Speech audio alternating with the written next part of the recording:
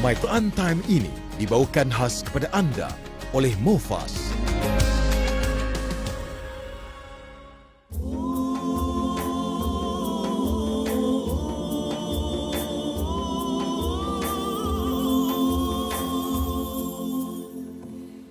Bismillahirrahmanirrahim. Alhamdulillahi Rabbil Alamin. Ar-Rahmanir Rahim. Maliki Yawmiddin. Iyyaka na'budu wa iyyaka nasta'in. اهدنا الصراط المستقيم صراط الذين أنعمت عليهم غير المغضوب عليهم ولا الضالين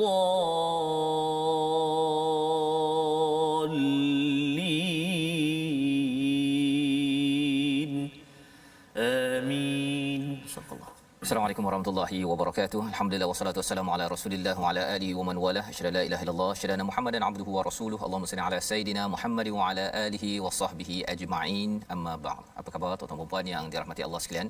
Kita bertemu dalam My Quran Time baca faham amal pada hari ini untuk sama-sama kita mengulang kaji selepas kita bersama selama 5 hari melihat kepada halaman 190 hingga 194 dalam surah At-Taubah, surah yang penuh dengan perjuangan, surah yang menggalakkan kepada umat Islam, menggalakkan kepada perjuangan, tetapi dalam masa yang sama penuh dengan istilah taubat dan peluang untuk kembali kepada Allah, kepada mereka yang tersilap ataupun yang tidak beriman kepada Allah Subhanahu Wa Taala.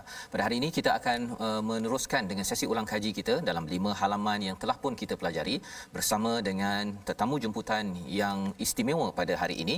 Kita sama-sama mengalu-alukan Al-Fadhil Ustaz Syahari Abdul Rahman. Apa khabar Ustaz? Sihat, alhamdulillah. Alhamdulillah. Ahlan wa sahlan. Ahlan bikum. Jazakallahu khair insya-Allah. Jadi kita amat gembira dapat bersama pada hari ini untuk sama-sama kita melihat kepada kalam Allah Subhanahu Wa Taala, perkataan daripada Allah untuk sama-sama kita ulang kaji, pasakkan betul-betul dalam kehidupan kita, kerana dengan hidayah inilah, dengan hidayah daripada Al-Quran inilah yang akan memimpin kita berjaya di dunia, berjaya di akhirat sana nanti. Dan kita juga bersama dengan Ustaz Tarmizi Abdul Rahman. Apa khabar Ustaz? Alhamdulillah. Hari ini kita mengiring ya, mengiringi pada Ustaz Syahri kita ya, untuk sama-sama kita melihat kepada halaman 190, halaman yang bermula ya, apabila Allah memuji, Allah memberikan khabar gembira kepada mereka yang beriman, yang berhijrah, yang berjihad ya, kepada muhajirin ansar, juga kepada kita yang sanggup untuk beriman, berhijrah, berjihad, sebagaimana janji Allah menyatakan Allah memberi berita gembira dengan rahmat, keredaan dan syurga, memperoleh kesenangan yang kekal di dalamnya pada ayat 20-21. Dan bukan sekadar pergi di syurga itu hanya beberapa hari, beberapa tahun, seperti kita pergi bercuti 3 hari kita rasa seronok sangat, anak nak sambung kita kata kena balik untuk bekerja balik ya. Walaupun sekarang ni mungkin susah nak pergi bercuti Ustaz ya. Kita doakanlah nanti buka balik tempat-tempat untuk kita berjalan. Tetapi Allah menjanjikan khalidina fiha abada, dengan perjuangan 60-70 tahun di atas muka bumi ini, Allah mengizinkan insya-Allah dengan rahmatnya untuk bercuti forever. Ya, selama-lamanya. Ini sebagai satu nikmat yang amat besar, dan kita nak melihat kepada apakah antara perkara perjuangan tersebut ya. Bila bercakap tentang perjuangan ini, sudah tentunya dia ada kaitan dengan kita kena berhati-hati, pastikan iman melangkau daripada hubungan sesama manusia, kerana kita tahu bahawa iman ini tanda kita membenarkan ayat-ayat Allah Subhanahu Wa Taala. Jadi kita nak baca pada ayat yang ke-24 kali ini daripada halaman 190 untuk sama-sama kita melihat agar kita jauh daripada fasik istilahnya, tetapi ada juga istilah kafir di dalam surah At-Taubah. Jadi kita nak tahu apa beza kafir dan juga fasik. Cuma kita akan baca dahulu ayat 24, peringatan daripada Allah agar kita mengutamakan perjuangan dan iman berbanding dengan hanya memfokuskan kepada hubungan manusia semata-mata tanpa mengambil berat tentang hubungan dengan Allah SWT. Jadi kita sama-sama akan baca ayat 24. Silakan Ustaz Tarmizi. Terima kasih kepada Ustaz Fazrul. Assalamualaikum warahmatullahi wabarakatuh. Bismillahirrahmanirrahim. Yang saya kasihi, lagi saya mulakan Fadil Ustaz Muhammad Syahri Abdul Rahman. Ayah lain Ustaz. Nama sebab ramai juga Ustaz orang jumpa. Ustaz ni adik Ustaz Syahri ataupun adik-beradik dengan Ustaz Syahri ke? Oh tak. Adik-beradik seagama lah. Seperjuangan ya. Seperjuangan, masya-Allah. Okey, baik, alhamdulillah. Terima kasih Ustaz ya. Berkunjung lagi dan lagi. InsyaAllah. Akan datang lagi nak panggil lagi. Boleh, insya-Allah. Subhanallah. Alhamdulillah, dan juga tuan-tuan dan puan-puan sahabat Al-Quran yang dikasihi oleh Allah Subhanahu Wa Taala sekalian. Kita bertemu Isnin hingga Jumaat, Sabtu dan Ahad kita bertemu lagi dalam sesi ulang kaji, dan sekarang kita sudah di 1/3 Al-Quran. Allahu Akbar. Pejam celik sedar tak sedar tuan-tuan dan puan-puan sudah ikut bersama-sama kita semua mengaji, membaca, memahami, tadabbur Al-Quran dan sebagainya, mengambil ibrah, mengambil pengajaran, kefahaman kita, dan hari ini kita di halaman 190 dah. Dalam 600 lebih halaman, kita hari ini di halaman 191. Nikmat kurniaan Allah Subhanahu Wa Taala, syukur kita kepada Allah Subhanahu Wa Taala. Jadi kita nak baca untuk ayat yang permulaan ini, ayat yang ke-24 surah At-Taubah di halaman 190. Mari kita baca sama-sama insya-Allah. A'udzubillahi minasyaitonirrajim. قل إن كان آباؤكم وأبناؤكم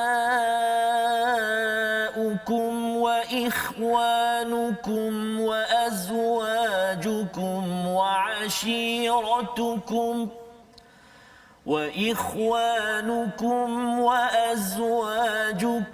وعشيرتكم وأموال اقترفتموها وتجارة تخشون كسادها ومساكن ترضونها أحب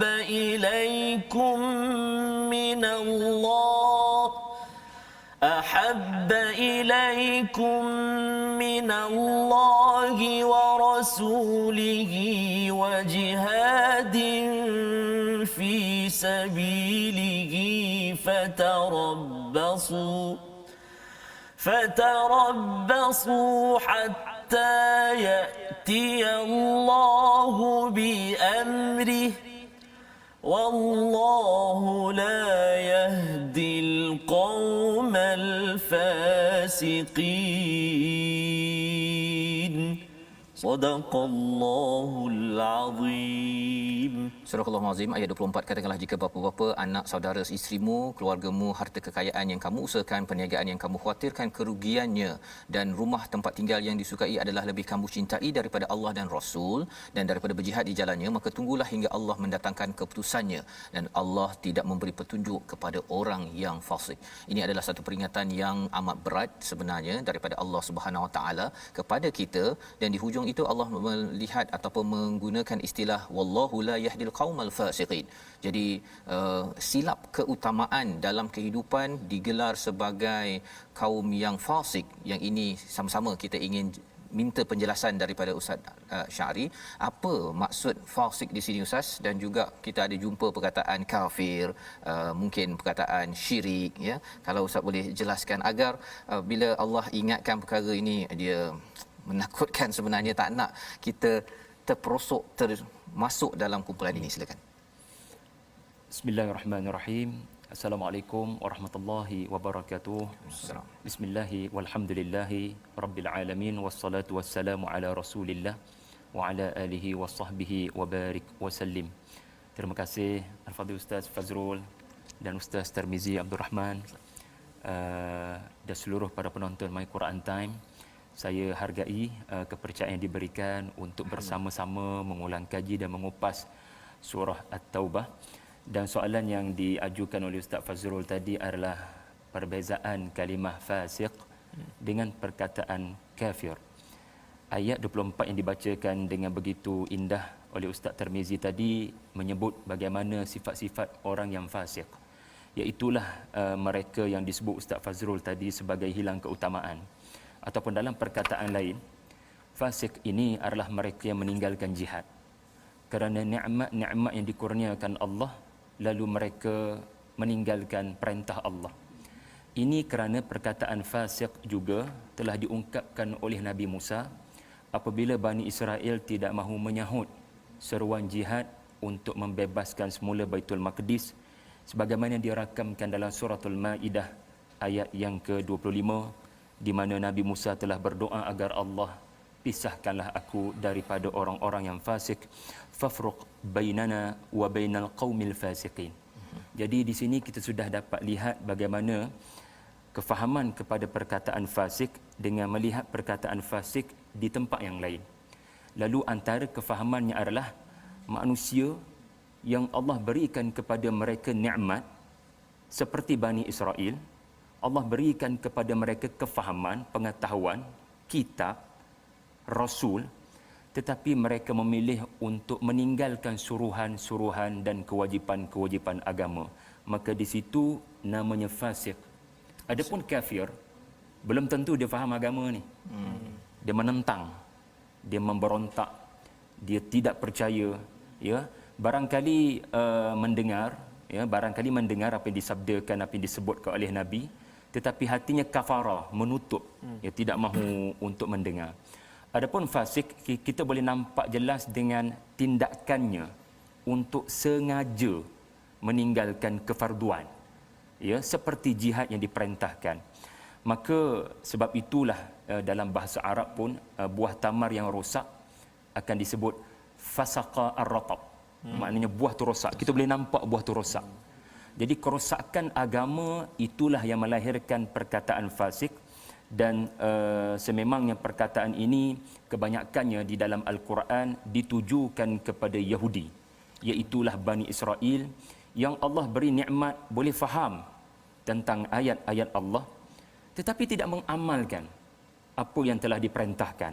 Maka pada waktu itu titlenya adalah fasik. Dan tuan-tuan boleh lihat pada ayat 24 berkenaan, Allah beri nikmat, ya, kepada mereka, ada ayah, ada anak, ada adik-beradik, ada pasangan, ada perniagaan, ada itu, ada rumah, ada ini. Tetapi itu telah mereka jadikan sebagai sebab untuk meninggalkan jihad fi sabilillah. Jadi itulah perkataan fasik. Fasik. Terima kasih diucapkan pada Ustaz Syahri yang menjelaskan, maksudnya orang fasik ini maksudnya dia dah ada diberikan peluang iman, ya, tetapi dia tidak menurut perintah itu, begitu Ustaz? Amanu thumma kafaru, thumma amanu thumma kafaru.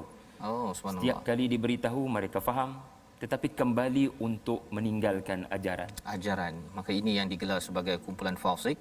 Jadi inilah perkara yang perlu kita jaga-jaga Ustaz, ya. Maksudnya ialah bila Allah dah bagi macam-macam itu, jangan dikufuri lah, ya. Pasal kalau orang yang kafir itu memang dah jelaslah dia belum lagi dapat kefahaman, ya. Tetapi bagi orang yang beragama Islam yang telah pun faham, kita semualah tuan-tuan, ya, jangan sampai kita menidakkan kepada keutamaan apabila Allah memanggil kita dalam hidup kita ini. Bila Allah panggil kita untuk solat, untuk menunaikan kewajipan, termasuklah kalau di dalam ayat ini untuk berjuang fi sabilillah. Dan di sini tidak dinyatakan qital Ustaz, ya, dinyatakan jihadin fi sabilihi. Maksudnya ini fokus kepada qital, perang sahaja ke, ataupun jihad fi sabilihi ini umum sebenarnya dalam ayat ini? Qital hanya di medan tempur mengangkat senjata, adapun jihad boleh berlaku dalam bentuk tidak berada di medan tempur, iaitulah dengan harta. Maka wajahidu fi sabilihi, ya, fi sabilillahi bi amwalikum wa anfusikum. Jadi Allah selalu mendahulukan amwal bila hal-hal jihad. Adapun qital bi anfusikum lah. Jadi di situ ada keterbukaan pada bentuk sumbangan pada agama. Ya. Alhamdulillah, ini jelas untuk kita sama-sama memastikan apa sahaja yang Allah rezekikan kepada kita dari segi amwal dan juga masa, kekuatan, talent, bakat yang kita ada digunakan kepada jalan Allah. Tuan-tuan berkongsi, menyebarkan kebaikan yang ada. Kalau ada sesuatu yang tak kena perlu ditegur, ya. Ini adalah antara perjuangan perjuangan jihad fi sabilihi, bukan sekadar untuk perang Ustaz ya, itu salah satunya, tetapi banyak lagi ruang untuk kita berjuang bersungguh-sungguh pada setiap hari kita. Baik, itu sebahagian daripada pelajaran halaman 190 dan kita ingin bergerak pada halaman 191. Apabila Allah menyatakan di dalam ayat yang ke-28 ya, kali ini Allah memanggil wahai orang-orang yang beriman, innamal musyrikuna najas ya, sesungguhnya orang musyrik itu najas. Kita baca ayat ini dahulu, ayat 28 untuk kita memahami kalau maksudnya selepas ini orang bukan Islam tak boleh masuk masjid ke, okey, ataupun kita tak boleh sentuh ke, nanti kan kena basuh dengan air mutawasitah ke mutlak ke apa sebagainya. Kita dengar dahulu, kita baca bersama ayat 28 halaman 191. Baik, terima kasih Fadil Ustaz Fazrul, Fadil Ustaz Syahari, tuan-tuan dan puan-puan sahabat Al-Quran yang kasih Allah SWT sekalian. Kita berpindah ke halaman 191 dan kita nak perhatikan sekarang ini ayat yang ke-28. Jom kita baca sama-sama insya-Allah. A'udzu billahi minasyaitonir rajim. Ya ayyuhallazina amanu innamal musyrikuuna najasun fala yaqrabul masjidal haram فلا يقربوا المسجد الحرام بعد عامهم هذا وإن خفتم عيلة فسوف يغنيكم الله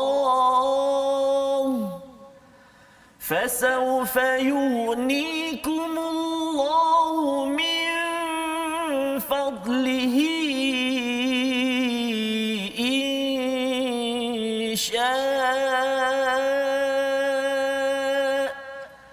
إن الله عليم حكيم صدق الله العظيم. Surah Al-Azim Azim ayat 28, wahai orang-orang yang beriman, sesungguhnya orang musyrik itu najis, kerana itu janganlah mereka mendekati Masjidil Haram selepas tahun ini. Dan jika kamu bimbang menjadi miskin kerana orang kafir tidak datang, maka Allah nanti akan memberi kekayaan kepadamu daripada kurniaannya jika dia mengkehendaki. Sesungguhnya Allah Maha mengetahui lagi Maha bijaksana. Jadi ada banyak permata daripada ayat ini bila Allah mulakan dengan wahai orang-orang yang beriman, innamal musyrikuna najas ya, sesungguhnya orang musyrik itu adalah najis, jangan dekati Masjidil Haram. Kali ini nak minta ustaz untuk jelaskan apa maksud najas di sini ya, adakah ia hanya Masjidil Haram atau masjid-masjid seluruh Malaysia ya, termasuk surau, ataupun lebih daripada itu ialah dia ada motivasi.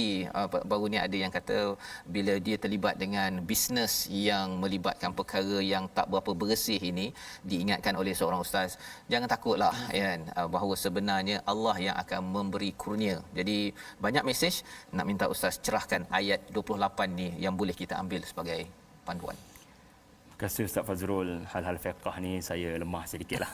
Tetapi ada perkara yang kita boleh fahami daripada perkataan najas. Jangan kerana ayat ini Allah Ta'ala mengumumkan orang-orang musyrik yang bermaksud mantap kesyirikannya, menyembah berhala dan selain daripada Allah, maka kita kata pada anak-anak jangan berkawan dengan Acong Ramasami, itu najis belaka. Jangan begitu. Ini adalah contoh-contoh sindrom apabila melihat Al-Quran tidak secara keseluruhan. Ini kerana ayat ini ada ayat penuh. Sebagai contoh ya, ayat ini ada menyebutkan tentang kemasukan ke dalam Masjidil Haram. Jadi konteks ayat ini adalah seandainya orang musyrik itu datang pada tahun ini, dalam ayat berkenaan ba'da amihim hadha, pada tahun ini adalah pada tahun 9 Hijrah, iaitulah Makkah sudah dikuasai oleh Rasulullah selepas pembukaan Makkah, maka Nabi tidak mahu ada orang datang sebagai musyrik ke Masjidil Haram kerana mereka datang dengan tradisi jahiliyah, iaitulah bertelanjang. Jadi perbuatan seperti ini adalah perbuatan yang tidak selayaknya ke tempat suci seperti Masjid Al-Haram. Maka perbuatan ini, yakni telanjang semasa tawaf, adalah perbuatan yang mesti dijauhi, sebagaimana najis dijauhi. Yang kedua, dalam ayat ini Allah Ta'ala menyebut di penghujungnya, iaitulah Allah akan kayakan kamu sekiranya Allah Ta'ala berkehendak untuk memberikan kekayaan kepada kamu. Lalu apa kaitan penghujung ayat ini dengan najas? Kerana ada asbabun nuzul di mana segelintir para sahabat berkata, habislah kita kalau orang-orang Arab tidak dibenarkan masuk ke Masjidil Haram, kita nak dapat pendapatan bagaimana? Kerana kalau orang Arab di situ orang musyriklah, dibenarkan masuk dan membuat perniagaan perdagangan seperti sedia kala. Jadi alhamdulillah ini pendapatan yang baik kepada kerajaan Makkah di bawah pimpinan Islam. Tetapi ayat ini turun, jangan berkompromi.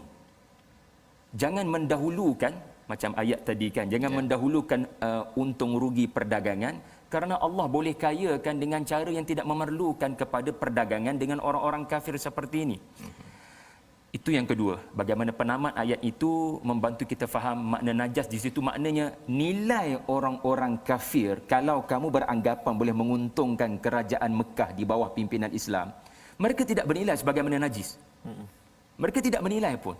Allah boleh bagi kekayaan dari sumber lain. Dan yang terakhir, yang ketiga, kata para ulama, ya, perkataan najas yang seperti disebut oleh Al-Imam Al-Alusi dan Ibnu Ashur, itu adalah menunjukkan kotoran batin mereka. Itu menunjukkan rosak akidah mereka. Dan ia adalah satu taraf dengan najis yang mesti dibersihkan, yang mesti dijauhkan, yang mesti dibuang daripada memasuki Masjidil Haram. Jadi perkataan najas di situ saya melihat pandangan para ulama yang menyatakan ia bukan sekadar najis yang menyebabkan kita kena bincangkan hukum fiqh, bagaimana bersalaman, bersentuhan, status mereka masuk masjid, itu ada perbincangan dalam fiqh. Tetapi untuk tadabbur adalah walaupun orang musyrik itu kaya, cantik, tetapi di sisi Allah mereka adalah najas. Mereka tidak bernilai. Terima kasih diucapkan. Jangan biarkan melekat pada kita najis berkenaan. Baik, jadi itu mesej yang boleh kita ambil, maksudnya ialah cantik, kayanya, tetapi kalau imannya itu kotor, maksudnya ia tetap najis, yang perlu kita hindari. Maksudnya masih lagi kita berkawan, Ustaz, ya, berkawan apa sebagainya, tetapi dari segi keimanan itulah yang Allah angkat untuk dimuliakan, apatah lagi bila bercakap tentang tempat suci Masjidil Haram. Jadi insya-Allah kita ingin melihat lebih lanjut lagi daripada halaman-halaman berikutnya. Kita berehat sebentar. My Quran Time, baca, faham, amal, insya-Allah.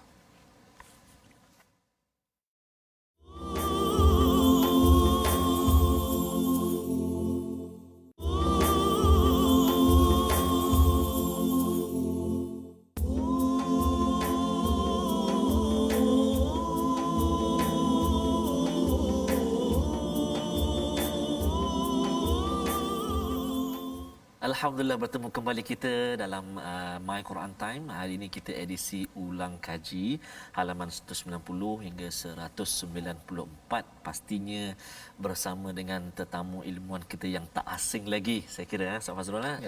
Tuan-tuan dan puan-puan selalu tengok selalu ikuti kupasan dan juga perkongsian ilmu daripada beliau Al-Fadhil Ustaz Muhammad Syahri Abdul Rahman.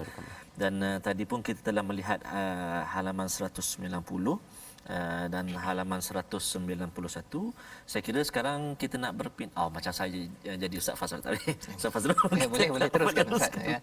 Sebenarnya saya nak tanya pada Ustaz Syahri, apa program terkini Ustaz Syahri, kan, apatah lagi nak bulan Ramadan ini, kan. Jadi bila bercakap tentang Quran ini kan kena buat persediaan, ya. Mungkin Ustaz Syahri boleh kongsi sikit apa aktiviti selain daripada hadir sekali-sekala di sini, kan. Kita ramai yang nak tahu agar boleh follow, kan, boleh perkara ini kena berterusan. Silakan Ustaz Syahri. Terima kasih Ustaz Fazrul. Ustaz Tarmizi, Tadabbur Center dalam proses menyelesaikan modul satu ayat satu surah satu hari dalam 30 Ramadan. Subhanallah.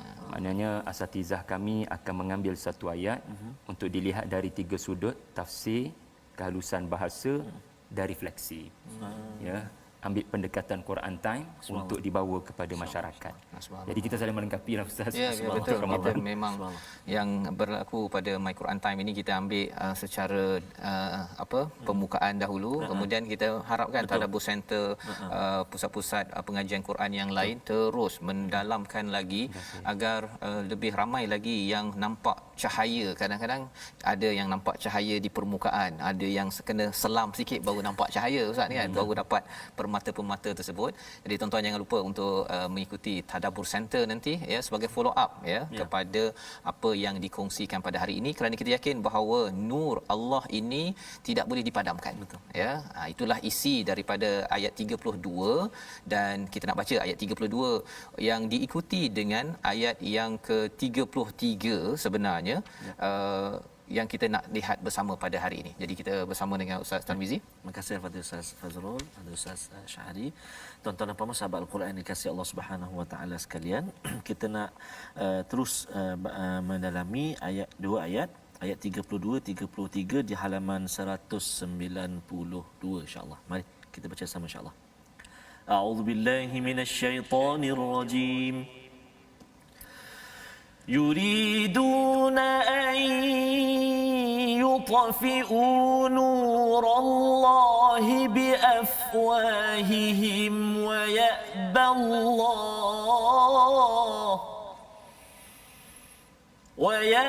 الله إلا أن يتم نوره ولو كره الكافرون.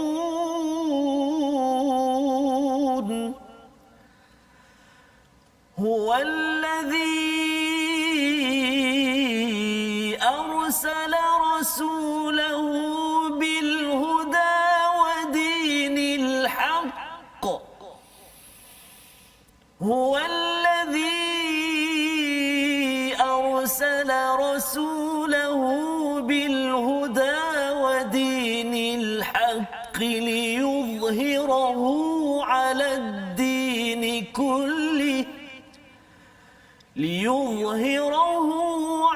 الدين كله ولو كره المشركون.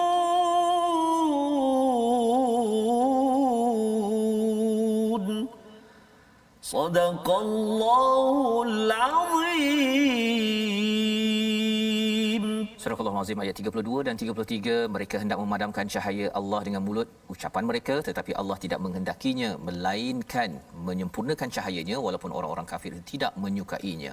Dialah yang telah mengutus Rasulnya dengan petunjuk Al-Quran dan agama yang benar untuk dimenangkan ke atas semua agama, walaupun orang-orang musyrik tidak menyukainya. Di hujung ayat 32 ada perkataan walau karihal kafirun. Hujung ayat 33 ada walau karihal musyrikun.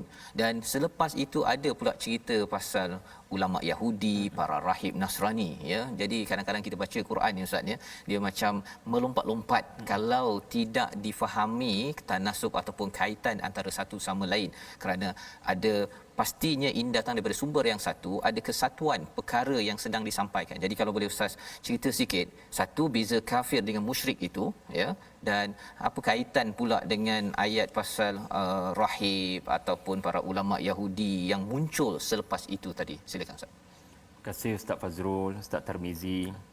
Perbezaan antara kafir dengan musyrik. Musyrik di dalam Al-Quran terkadang Allah menamakan mereka sebagai qaumul la ya'lamun. Maknanya kaum yang tak dapat ilmu, yang tak dapat seruan, yang tak sampai kepada mereka Islam. Lalu mereka berada dalam keadaan menyembah berhala, kayu, batu. Sebagai contoh dalam surah At-Taubah sendiri pada ayat yang ke-6 Allah Taala mengatakan, seandainya ada satu orang daripada musyrikin, wa in ahadun minal musyrikin astajaraka faajirhu hatta yasma'a kalam Allah. Maknanya musyrikin ni dia tak dengar kalam Allah. Maka tanggungjawab kita adalah untuk menyampaikan kalam Allah. Mudah-mudahan dia beriman, kerana Allah Taala kata zalika bi annahum qaumun la ya'lamun. Tetapi sebaliknya orang kafir adalah mereka yang sudah mendengar kalam Allah dan memilih untuk meneruskan penentangan. Walau sudah terbukti mukjizat, walaupun sudah selari hujah-hujah Rasulullah dengan fitrah dan logik di akal, mereka mahu menentang ya. Dan kalau Ustaz Fazrul timbulkan satu isu yang sangat penting untuk kita ketahui, iaitu kelihatan seperti berpindah-pindah topik. Sebenarnya tidak ada perpindahan topik, melainkan ada persamaan tema. Sebagai contoh ayat yang dibacakan tadi, walau karihal kafirun. Ia adalah cerita orang kafir yang menggunakan harta benda mereka untuk memerangi Rasulullah yang diutuskan. Itu adalah kafirun ayat 32. Manakala musyrikun ayat 33 pula adalah mengenai apa yang menghalang mereka untuk beriman. Kerana melihat orang-orang beriman ini kebanyakannya fakir miskin. Lalu mereka rasa macam terhalang untuk beriman.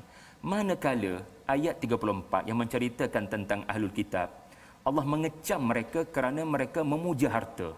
Mereka tidak zakat. Mereka menyimpan perak emas bawah bantal seperti Yahudi. Jadi sebenarnya peralihan itu walaupun kelihatan kejap kafirun, kejap musyrikun, kejap ahlul kitab, tetapi persamaannya adalah memerangi materialistik. Kerana surah Taubah kelihatan begitu Ustaz. Bagaimana kita sebutkan tadi, orang beriman pun ditegur supaya jangan letakkan keutamaan kepada ayah, anak, rumah, perniagaan. Kerana latar belakang surah ini diturunkan adalah peperangan Tabuk, iaitulah para sahabat diuji dengan buah tamar yang masak ranum. Tengah banyak hasil Ustaz ya. Ya, banyak hasil. Banyak hasil. Jadi ini adalah latar belakang kepada surah At-Taubah ini. Maksudnya sudah menang Ustaz ya. Sudah menang, dah aman dah ni. Betul. Bisnes sudah menjadi-jadi. Masyuk ya. Rupanya dapat panggilan untuk ke Tabuk dan bukannya dekat Ustaz ni Tabuk tersebut. Kalau kita naik bas itu pun boleh tahan ya. Apatah lagi kalau katakan nak bergerak dia dengan tentera berkuda, dengan unta apa sebagainya. Jadi ini adalah cabaran dan inilah penjelasan yang dimaklumkan oleh Ustaz sebentar tadi tentang bagaimana ayat 34 ini hadir selepas ayat 33 32 ada kesatuan temanya dan tema besar dalam surah At-Taubah ini bercakap tentang keutamaan Ustaz ya. Keutamaan daripada materialistik daripada dunia menuju kepada fi sabilillah, kepada jalan Allah, manfaatkan segala yang dianugerahkan itu untuk kebaikan, untuk perjuangan kebenaran fi sabilillah. Jadi ini adalah intisari daripada halaman 192 dan kita nak bergerak lagi kepada halaman 193 pada ayat yang ke-40 ya. Ada istilah kalimatullah ya, kalimatal ladzina kafaru sufla wa kalimatullahi hiyal ulia.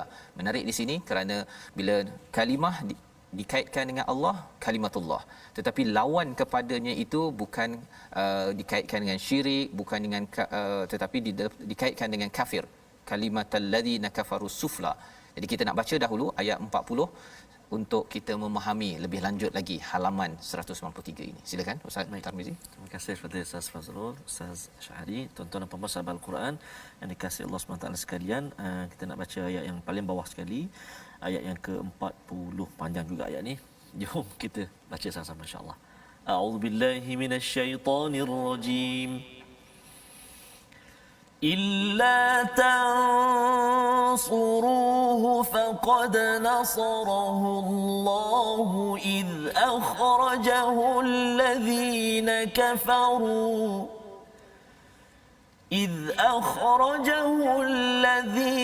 كفروا ثاني اثنين إذ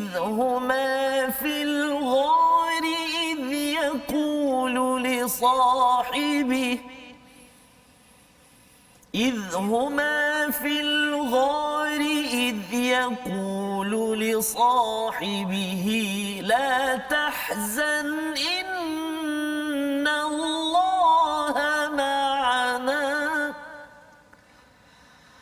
فأنزل الله سكينته عليه وأيده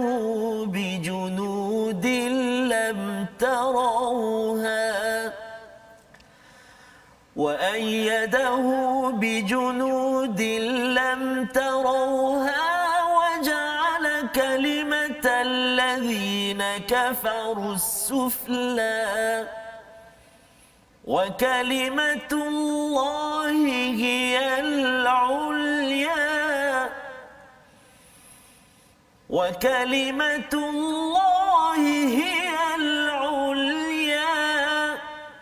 Wallahu azizun hakim.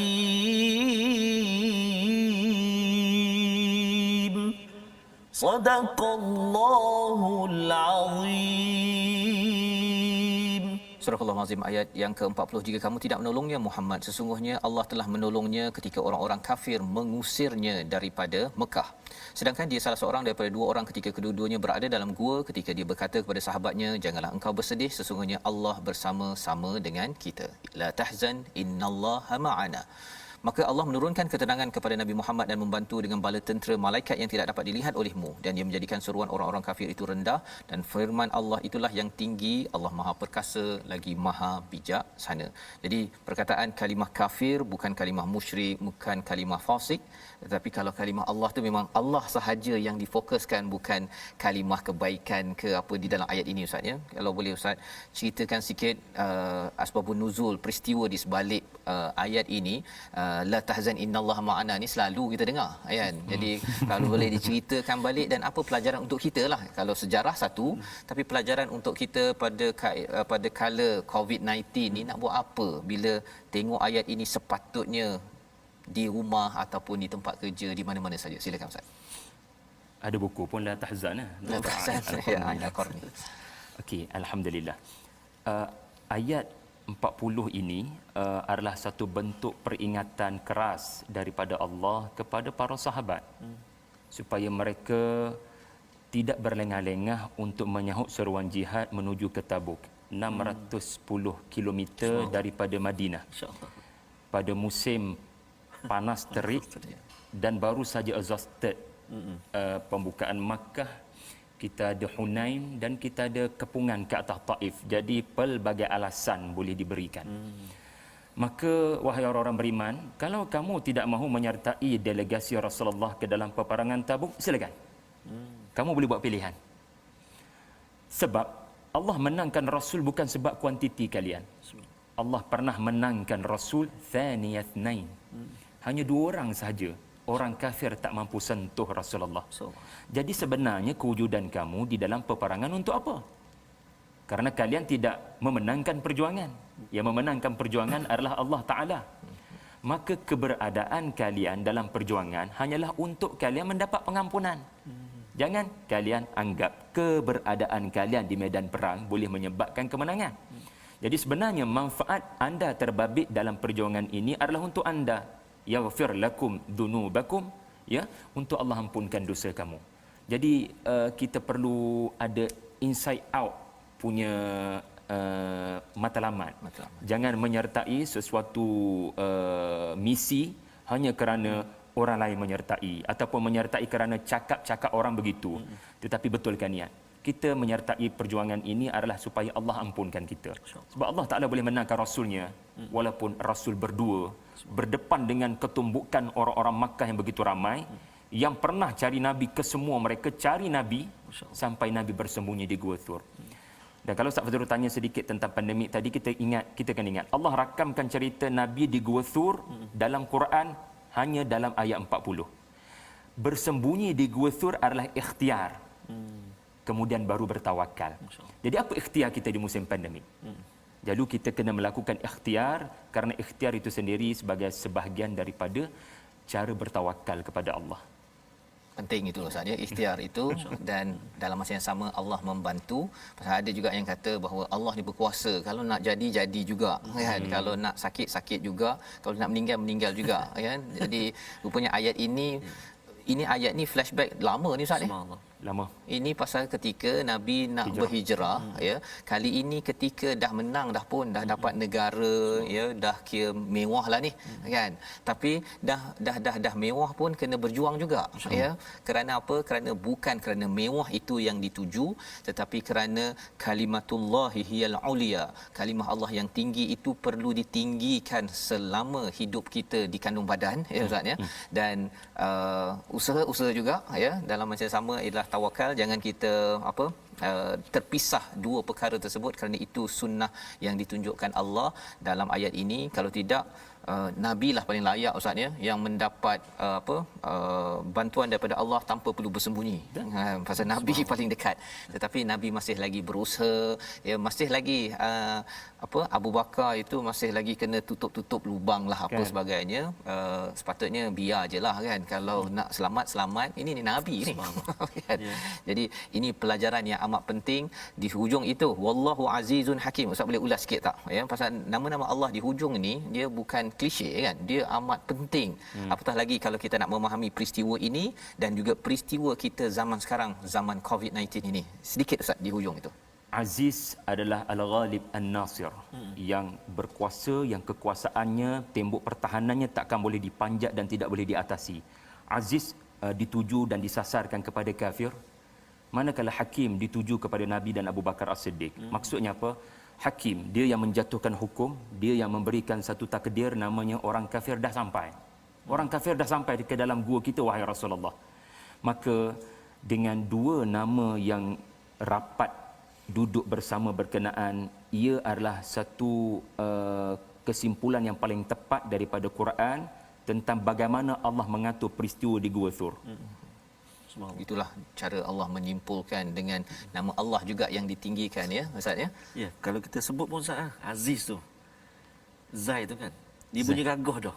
Wah, betul. Aziz tu, dia tak Aziz kecil kan. Maksudnya lah, kalau kita tengok dari segi kalimah itu, bila kita sebut tu dia pun dah bunyi perkasa tu, dia bunyi jelas, kita sebut kena kuat kan, sudah menggambarkan sikit sebanyak. Dari segi bacaan pun sudah memberi kesan ustaz ya. Apatah lagi bila melihat kepada maksudnya tadi, susunan apa yang berlaku tentang Allah mengalahkan orang yang bukan Islam dan juga Allah menyusun yang terbaik daripada yang maha bijaksana. Itulah kesimpulan yang akhirnya kita kembalikan balik semula kepada Allah. Allah memang berkuasa nak pastikan COVID ni habis ya ataupun tak, tapi dalam masa yang sama kebijaksanaan Allah itu juga menyokong kepada usaha yang ada itu ustaz ya. Jadi bergabung beberapa komponen yang ada pada ayat 40 ini, inilah pelajaran penting yang kita ingin ambil sebahagiannya daripada halaman 193. Jadi alhamdulillah kita berdoa pada Allah Subhanahu taala agar Allah sentiasa menjadi membantu kita pada setiap masa dengan cara kita berusaha dalam perjuangan. Dan mungkin nasihat akhir daripada Ustaz Syahri ya kepada semua yang mengikuti halaman 190 hingga 193 ini ataupun 194, mesej perjuangan lah ustaz. Pasal orang cakap mesej perjuangan ni zaman Nabi ialah ada perang kan, jelas. Tapi zaman sekarang ni apa yang nak diperjuangkan? Silakan ustaz. Kita perlu memerangi suara-suara was-was. Sebab liputan yang diberikan oleh surah Taubah tidak sedikit. Suara munafik, suara orang Yahudi, suara orang musyrik. Suara-suara itu dimainkan semula dalam surah Taubah, yang mana ada persamaan, iaitulah menimbulkan keraguan kepada orang beriman. Tak payahlah bagi komitmen kepada Rasulullah. Cukup-cukuplah. Cuba lihat, ada banyak perkara lain yang lebih menguntungkan kalau kau stay kat Madinah. Jadi kita pun begitu ustaz. Perjuangan para asatizah kita di Quran Time, perjuangan anda ya bersama menyebarkan Al-Quran. Jangan biar lemah semangat hanya kerana perkataan-perkataan mereka yang tidak senang dengan penyebaran Al-Quran. Jadi terus committed. Saya kira komitmen menyebarkan Al-Quran antara mesej penting surah Taubah. Subhanallah. Terima kasih diucapkan pada Ustaz Syahri memberikan nasihat kepada tuan-tuan yang berada di rumah dalam kapasiti masing-masing ustaz ya, kemampuan masing-masing. Ada mak, ada yang baru ni ya, ayahnya meninggal ya, dan lepas ayah meninggal dia makin committed lagi dengan Quran, pasal bila melihat selama hari ni depan TV ada ayahnya yang mengikuti slot Quran Time. Jadi bila sekarang tengok depan TV dah tak ada ayah dah kan. Jadi apa lagi yang boleh dibuat oleh si anak kecuali meneruskan perjuangan ayah yang kadang-kadang dia adalah bagi tahu dalam WhatsApp, tengoklah kan. Tapi bila ayah sudah pergi, WhatsApp dah tak muncul lagi dah untuk mengingatkan tentang kebaikan dan kepada Al-Quran, maka si anak pun ingin meneruskan. Jadi perkara-perkara yang mampu oleh tuan-tuan ya mengajak kepada Al-Quran, kepada komitmen kata-kata daripada Allah ini, mungkin bagi sebahagian orang alah itu kecil sahaja, tetapi yang penting ialah kita bersama dengan kalimatullahi hiyal ulia. Moga-moga Allah angkat martabat kita di sisi Allah Subhanahu Wa Taala. Jadi di hujung ini kita ingin berdoa kepada Allah Subhanahu Wa Taala agar Allah berikan kepada kita hidayah, komitmen kepada kata-kata ataupun perkataan Allah di dalam Al-Quran. Kita bersama dengan Ustaz Syahri untuk memimpin doa, insya-Allah. Bismillahirrahmanirrahim. Bismillahirrahmanirrahim. Alhamdulillahirabbil alamin. Wassalatu wassalamu ala Rasulillah wa ala alihi wa sahbihi wa barik wa sallim. Allahumma taqabbal minna innaka antas samiul alim. وتب علينا إنك أنت التواب الرحيم. اللهم اجعلنا من الذين يستمعون القول فيتبعون أحسنه. اللهم لا تجعلنا من الذين يقولون ما لا تفعلون. اللهم اجعلنا من الذين يجعلون كلمة الذين كفروا السفلى وكلمة الله هي العليا. اللهم ربنا آتنا من لدنك رحمة وهيئ لنا من أمرنا رشدا. اللهم ارحمنا بالقرآن واجعله لنا إماما ونورا وهدى ورحمة. ربنا آتنا في الدنيا حسنة وفي الآخرة حسنة وقنا عذاب النار. وصلى الله على محمد وعلى آله وصحبه وبارك وسلم والحمد لله رب العالمين.